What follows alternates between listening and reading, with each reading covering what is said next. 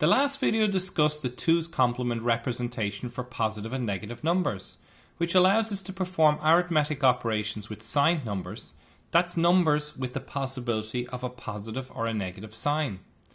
This video is going to look at the problems that can arise in unsigned and signed systems with overflow and underflow. This happens when we go beyond the limitations of the physical system we have designed. Then we will look at how we can detect that overflow is occurring in our system so that we can eventually design a circuit to detect its occurrence. While this might seem like an abstract thing to do, most modern microprocessors actually have an overflow flag, also called a V flag, which indicates when arithmetic overflow has occurred in performing an operation. It's even possible on some architectures for us to generate an exception when overflow occurs. Finally, we'll discuss the issue of underflow.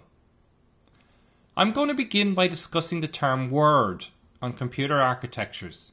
As you know, a byte is 8 bits no matter what the architecture. However, words can be 8-bit, 16-bit, 32-bit, 64-bit, or even greater, depending on the microprocessor architecture. A word is the natural unit of data for that processor. A 32-bit word on a 32-bit architecture, for example. So it essentially gives us some information about the underlying digital circuit that was used to create the processor.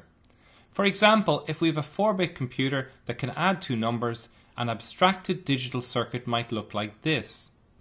This circuit would have a word size of 4 bits and would add 2 numbers by passing 4 bits to the A operand side and 4 bits to the B operand side. The operation result will be given in the S or sum outputs. The key thing to note here is that if a 5th bit was supplied to A or B, we wouldn't be able to do anything with it, as there is no 5th input available. So once the architecture is designed, the physical circuit is different than arithmetic on paper, as we don't have the luxury of adding bits when we need them. It is this point that means that we get problems such as overflow and underflow in computer architectures. A 32-bit or 64-bit computer works in exactly the same way. It's just that these numbers are much larger, and for simple integer operations like counting, we wouldn't meet these limits as easily. But again, importantly, on a 32-bit word system, we can't have a 33rd bit, otherwise it would be a 33-bit system. So the word size is very important, and we saw this in the 2's complement video. But always remember the link between the word size and the physical structure of your computer architecture. As well as the word size, we also have to take account of bit ordering. Is the most significant bit on the left-hand side or the right-hand side? Which bit has the greatest weighting or is worth the most?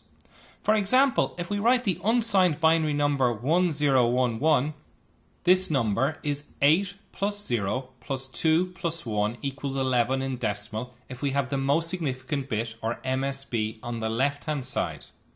However, if the MSB was on the right-hand side and the least significant bit or LSB was on the left-hand side, then the number will be 8 plus 4 plus 0 plus 1 equals 13 in decimal, and so a different number. We have to be careful with this in digital circuits, as when we write the number as we would in decimal, then it is probably intuitive to write the MSB on the left-hand side. However, when we build circuits, particularly circuits such as counters, it is often intuitive to have the LSB on the left-hand side. So just be careful and never assume in a circuit that the MSB is on the left-hand side. At this point, it is also worth mentioning endianness. When we have 16-bit, 32-bit or larger words, we have to be careful of the order in which the bytes, that's the bytes not the bits, of the number are represented. If we want to store a 16-bit word in memory or send a 16-bit word over a serial connection, which bytes should come first? Well, the most common ways are to use the big endian or little endian format. The terms actually come from Jonathan Swift's 1726 novel Gulliver's Travels, where Lilliputian diktat required that you crack an egg at the small end, and Blefuscian diktat required that you crack the egg at the big end. This type of satirical tension is actually present in Intel x86 architectures that use little endianness, the PowerPC, which was used by Apple, that used big endianness, And there are also ARM processors. These are bi-endian, meaning that they can operate in either little endian or big endian modes. So let's look at a quick example. With big endian, the first byte on the left is considered the most significant byte. So if we represent AABB in the big endian form, it will be equivalent to 43,707 in decimal. However, if AABB is in little endian, the first byte is considered the least significant and so will be equivalent to 48,042 in decimal. The big endian form is easier for us to understand as it is the order that we write decimal numbers, or like we just wrote the binary numbers with the MSB on the left hand side. If you're working with memory map devices such as flash memory, then you must be aware which endian type they are using. So back to overflow and underflow. Let's first look at overflow when we have unsigned binary numbers. Unsigned numbers are numbers with no plus minus sign, and so we are not working in 2's complement form. In all of these examples, I'm going to work with 5-bit binary numbers with the MSB on the left hand side. So if we were to add numbers 5 decimal to 11 decimal, we can write this as 00101 plus 01011. Now again, we're not using 2's complement form. This will give us 1 with 4 zeros after it, which is 16 in decimal, so there's no problem here. But if we add 16 to 16, so this is 1 with 4 zeros added to 1 with 4 zeros, we get 1 with 5 zeros, where we have to ignore the 6th bit as our architecture is only 5 bits in size. This gives us a value of 5 zeros, which is decimal 0. So 16 plus 16 equals 0. That's not good news, and unfortunately there's very little we can do about this, as our 5-bit circuit cannot represent decimal 32 or any larger numbers. We should be able to guess that this is a problem, as the maximum number of values we can represent with 5 bits is 2 to the power of 5, which is 32, so numbers in the range of 0 to 31. So if we can't fix the problem, the minimum we should do is detect the problem. So with unsigned numbers, this is very easy. Like you saw with the addition of 16 plus 16, it generated a 6th bit when the number was too big to represent. We can also call this bit a carryout from the most significant stage. We can say that if you add two unsigned binary numbers and you get a carryout, then overflow has occurred. It doesn't matter what size word you're using, this rule will hold true. You can think of this carryout as a red light that goes on when the carryout is high, indicating that overflow has occurred in the addition of two numbers. Unfortunately, it's slightly more complicated with 2's complement form. As we saw in the last video, it is possible to represent positive and negative numbers with the 2's complement form. Let's look at an example where we add two positive numbers together. Again, let's stick to 5-bit numbers where we use 1 bit for the sign bit and 4 bits for the magnitude. Let's add 9 plus 9 together in this form. So plus 9 is 0 for the sign and then 1001 for the magnitude, which is 8 plus 0 4s plus 0 2s plus 1 1, which is 9 in decimal. So 01001 plus 01001 equals 10010, which we know from the 2's complement video is a negative number. It's actually minus 14, so that's not good news, as we were expecting a positive number. You'll see in this situation that we didn't have a 6-bit arising like in the unsigned case, so we use a different test in the case of 2's complement numbers. Very simply, we look at the signs of the numbers. If we add two positive numbers and get a negative number as the result, then overflow has occurred. Let's call this rule 1 and then move on for the moment. This is not the only type of overflow that can occur when adding 2's complement numbers. We also have negative overflow. That is, when we go too large on the negative side. This is different than underflow. Underflow is when the number is too small, and I'll discuss that later. So let's have a look at negative overflow. We can represent minus 9 as 01001 inverted to 10110 plus 1, which is 10111. So let's do minus 9 plus minus 9. So minus 9, 10111 plus minus 9, 10111, which gives us 1, a carry out of 1, and 0110. As before, we ignore this extra 1, and to labour the point, this carry-out is not the way we determine that overflow has occurred when working with 2's complement numbers. Back to the question. -9 plus -9 has given us a result of +14, so clearly something has gone wrong. The way that we can detect this is again by looking at the sign bits. If we add 2 negative numbers and get a positive result, then overflow has occurred. Let's call this Rule 2. So we have looked at the case of adding 2 positive numbers together, the case of adding 2 negative numbers together. There are 2 remaining cases, that is adding a positive to a negative number or adding a negative to a positive number. Both of these cases are exactly the same, as the order of the operands is not important when adding 2's complement numbers. So let's look at this, the third case. A positive to a negative number. Remember that overflow on the positive side is when the number is too big to represent. But if we add a positive and negative number, it is not possible for us to get a result that is outside of our range. Our range in this case is -16 to +15. So if we add 0 plus -16, we end up with -16, which is within range. So it's just not possible to get overflow when the signs are different. Let's call this Rule 3. So restating our rules, overflow has occurred in the addition of 2's complement numbers if a positive number plus a positive number gives a negative result, a negative number plus a negative number gives a positive result, and it can never occur if the signs of the operands are different. And just to note, when working with 2's complement, the carry-out bit has nothing whatsoever to do with indicating that overflow has occurred. For example, try adding 15 and -15, which gives the result 0, so it has not overflowed, but it will have a carry-out bit. At the end of the video, I'll give some examples for you to try yourselves. I'm going to cover 2 more advanced topics quickly before I get onto the questions. The first is Overflow Detection Circuits, and the second is Underflow. If you wish, you can skip the advanced topics and jump to these questions at 22 minutes and 57 seconds into the video. The first advanced topic I'm going to discuss is binary addition overflow detection circuits. For unsigned numbers, this was trivial, as if we get a carry out from addition, then we have detected overflow. However, for signed 2's complement numbers, we saw that this was more difficult. If you are following this video as part of my module, then you should watch this, but we haven't yet discussed logic gates, so it might be quite confusing. If you wish, you can skip this part and come back to it later after you've seen the video on logic gates. However, for completeness on the topic of overflow, I am going to look at how we can build a circuit to detect overflow in 2's complement addition.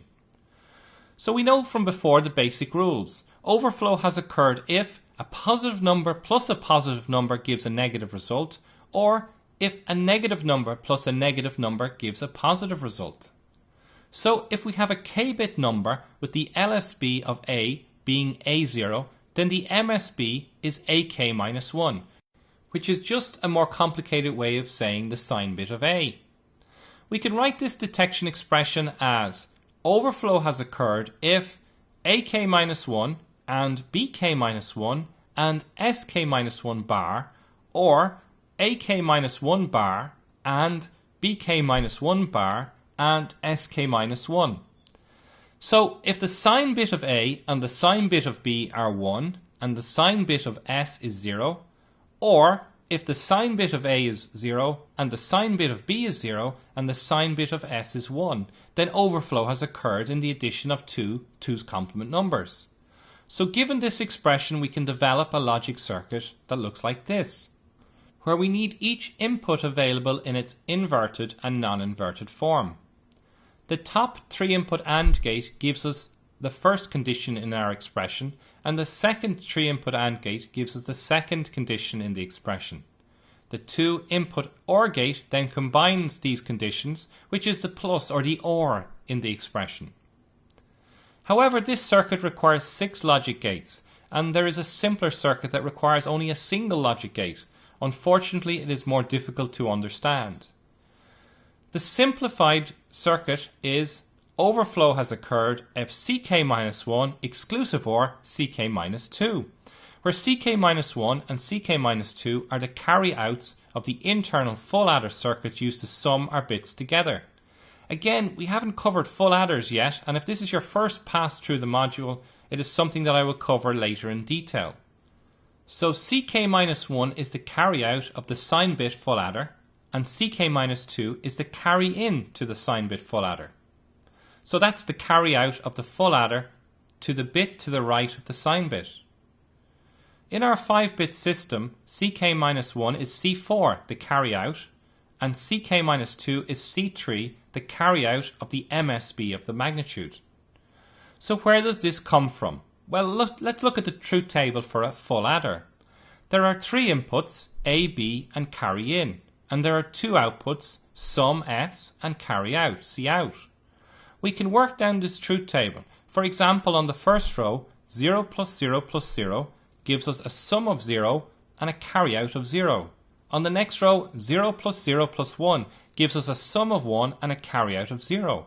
And so on until the last row, where all of the inputs are 1, so 1 plus 1 plus 1 gives us a sum of 1 and a carry of 1.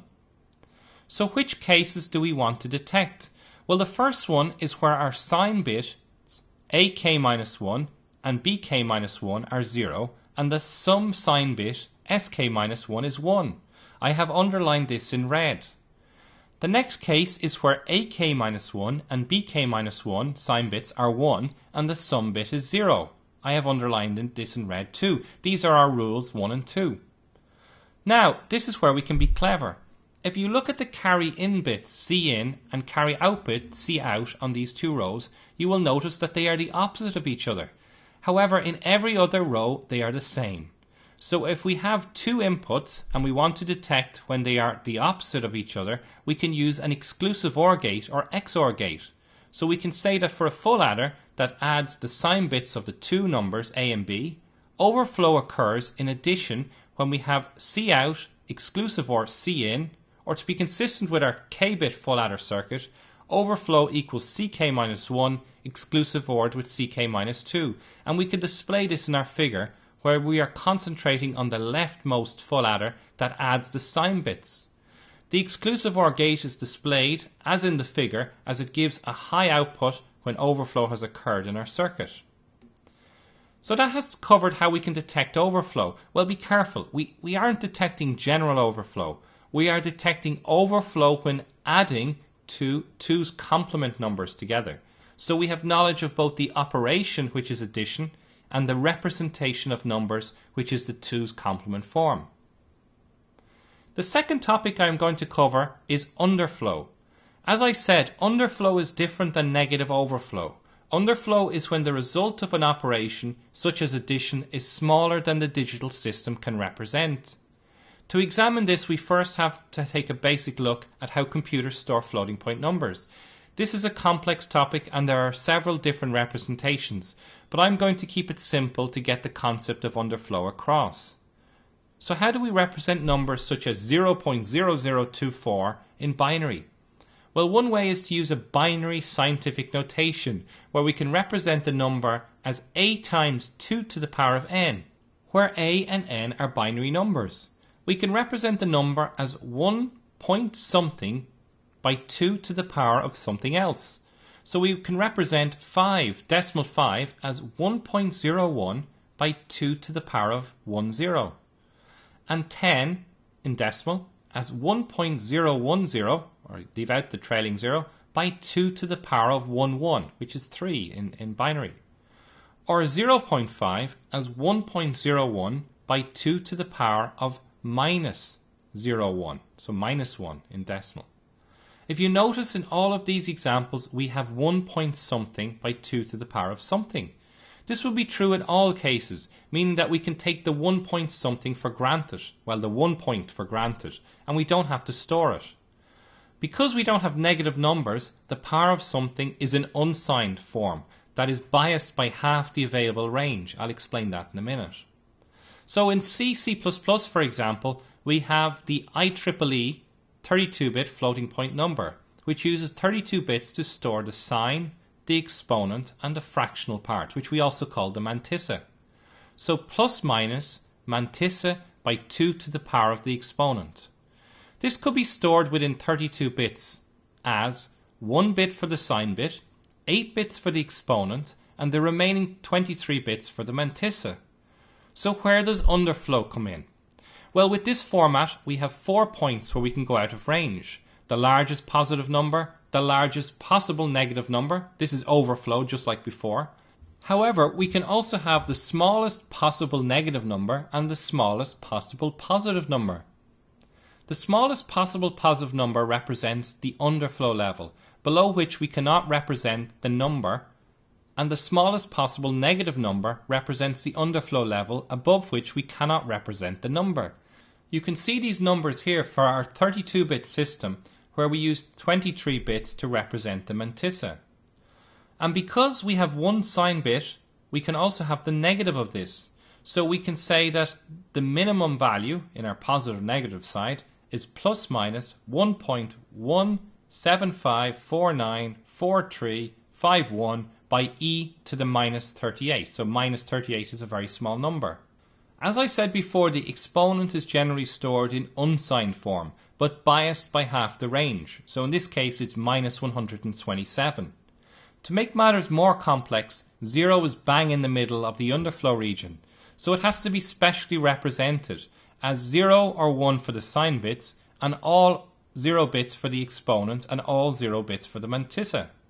There is also a similar representation for plus minus infinity and not a number, which are displayed in the table. So in the table, infinity is designated as either positive or negative infinity by the sign bit, all exponent bits are set to 1, and all mantissa bits are set to 0. Not a number or NaN, the sign bit is either 0 or 1, it doesn't matter, all exponent bits are 1, and the mantissa is anything except all zeros, as this is the representation of infinity. This is a complex topic, and if you want more information on the IEEE 754 1985 floating point numbers, please follow the link listed here. All I want to get across here is that underflow is possible when we try to represent a number that is smaller than the allowable range of our system of numeration. In computer programming languages, we have larger, more accurate 64-bit floats, or doubles, that reduce this underflow level to approximately plus minus 2.23 by 10 to the minus 308. However, it's important to note that no matter how small this underflow level is, it will always be there. So here are the questions. The first question is, determine numerically if overflow has occurred in the addition of 5-bit 2's complement numbers 01101 and 00111. And the second question is, does overflow occur in the addition of 9 plus 10 minus 7 when using the 5-bit 2's complement form? And even if it does, why might the result still be valid? So please have a go at these now, pause the video, and then I'll go through the solution. So the first question asks, determine numerically if overflow has occurred in the addition of 5-bit 2's complement numbers 01101 and 00111. So in each of these cases we have 1 bit for the sign bit, 01101, this is my sign bit, and 00111. Okay, so we simply add them together. 1 plus 1 is 0 with a carry of 1. 1 plus 1 plus 0 is 0 with a carry of 1. 1 plus 1 plus 1 is 1 with a carry of 1. And 1 plus 1 is 0 with a carry of 1. And by the very basic rules that we now have a positive number added to a positive number giving a negative result. That means that overflow has occurred. And we can say straight away that there's a problem there.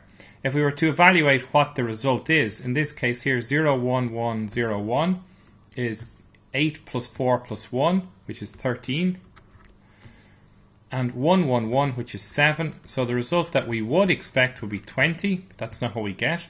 We now have a negative because of the 1 here, and negative, and then we have to get the 2's complement of this result. So 0100, get the complement of that, which is 1011, plus 1, which is 1 plus 1 is 0, carrier 1, 1 plus 1 is 0, carrier 1, 1, 1. So we're saying that this is minus 12. And clearly that's wrong. The second question asks, does overflow occur in the addition of 9 plus 10 minus 7 when using the 5-bit 2's complement form? Even if it does, why might the results still be valid? Well, we can determine fairly quickly if overflow is going to occur. If we say, well, 5 bits means we have one bit for the sign bit and 4 bits for the magnitude. So 4 bits means we've got 2 to the power of 4, which is the maximum number that we can represent, which is 16. So the number range for this scheme is from minus 16 to plus 15. So 9 plus 10 is going to give us overflow. But that's not the full part of the question. Let's go through and see what happens. 9 plus 10. Well, 9 is 0, 1, 0, 0, 1. And 10 is 0 for positive, 1, 8, 0, 4 is 1, 2, 1, 0. Okay. Let's add these numbers together and we get 1, 1, 0, 0, 1. Now we know straight away that overflow has occurred. And the reason for that is we know that because we have a positive number plus a positive number giving us a negative result. And this actually gives us a result of minus 13. We want to keep going this time though. So now we're going to say minus 7 to see if we actually do get a positive result. So to work out what minus 7 is in 2's complement, we have to work out what the complement of 7 is. So 7 is 0, 0, 1, 1, 1. We get the 2's complement of it, and that's 1, 1, 0, 0, 0. We add 1 to the 1's complement, and we get 1, 1, 0, 0, 1. So we're adding on 1, 1, 0, 0, 1. So we add these numbers together. 1 plus 1 is 0 with a carry of 1. 1 plus 1 is 0 with a carry of 1. 1 plus 0 plus 0 is 1. 1 plus 0 is 1. And 1 plus 1 is 0 with a carry of 1. We always ignore this bit that comes out the far end. And again, we have a problem with overflow because we now have a negative number plus a negative number gives us a positive result. But it's the opposite overflow. We've overflowed on the positive range up here and we've overflowed on the negative range down here. And the interesting thing is that you'll see here now that we actually get the correct result. What are we expecting? 9 plus 10 is 19, minus 7 is 12. That's what we're expecting. And if we look here, we see this is a positive number, and we've got 8 plus 4 plus 0, which is 12. So we actually get the correct result. So overflow can occur, but the result might be still valid, and it's possible to organize your operands in such a way that we can actually go outside of range and back in again and still retain a valid solution for our problem. So that's the end of this video. Hopefully there will be something here that will be useful in your studies. You can follow the link here to get back to the channel where there may be more videos in this series.